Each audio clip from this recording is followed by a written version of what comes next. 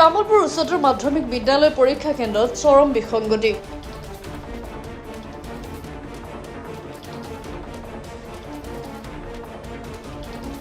উচ্চতৰ মাধ্যমিক কাৰিকৰী শাখাৰ চূড়ান্ত পৰীক্ষাত নিৰীক্ষকৰ সন্মুখতে পৰীক্ষাৰ্থীয়ে কৰিলে নকল।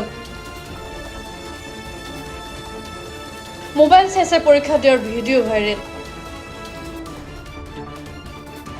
পৰীক্ষা কেন্দ্ৰত মোবাইল নিহিত থকাৰ পিছতো কেনেদৰে মোবাইল লগত লৈ মুক্তভাৱে পৰীক্ষাৰ্থীয়ে পৰীক্ষাত বহিলে।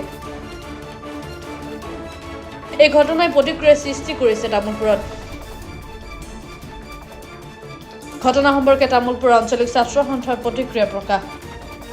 আমি তামুলপুৰ আঞ্চলিক ছাত্ৰ সন্থাই আমি এটা তামুলপুৰ উচ্চতৰ মাধ্যমিক বিদ্যালয়ৰ এটা পৰীক্ষাৰ এটা ভিডিঅ' আমি ভাইৰেল হোৱাত আমি দেখা পাইছোঁ আৰু সেই দেখা পাই পেলাই আমি ইয়াত খবৰ ল'বলৈ আহিলোঁ আৰু এই ঘটনাক আমি তীব্ৰ প্ৰতিক্ৰিয়া প্ৰকাশ কৰিছোঁ যে ইয়াৰ ইমান কঠোৰ নিৰাপত্তা বেষ্টনীৰ মাজত ছাত্ৰ ছাত্ৰীসকলক কেনেধৰণে মোবাইল নিয়াত কেনেধৰণৰ সহায় কৰিলে, কোনে এইবিলাক সহায় কৰিলে, এই ক্ষেত্ৰত উচিত তদন্ত হ'ব লাগে।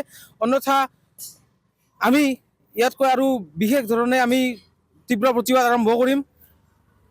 হয়, এই ক্ষেত্ৰত আমি তেখেতসকলৰ ওপৰতো আমি উচিত তদন্ত হোৱাৰ বিচাৰিছোঁ যে ইমান কঠোৰ নিৰাপত্তা বেষ্টনীৰ মাজত চৰকাৰৰ ইমান কঠোৰ নিৰ্দেশৰ মাজতো শিক্ষক আৰু ছাত্ৰ ছাত্ৰীৰ মাজত এইবিলাকৰ কেনেধৰণৰ মইমতালিৰ সৃষ্টি হৈছে। এই ক্ষেত্ৰত বিদ্যালয় কৰ্তৃপক্ষৰ লগতে ছাত্ৰ ছাত্ৰীৰ ওপৰত উচিত তদন্ত হ'ব লাগে।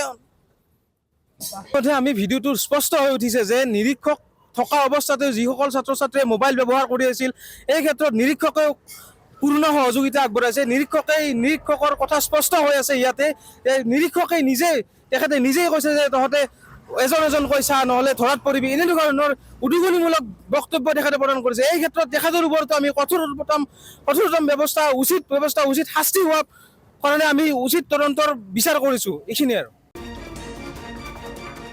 তামুলপুৰৰ পৰা প্ৰসাদ দাসৰ ৰিপৰ্ট, গ্ল'বেল N24/7।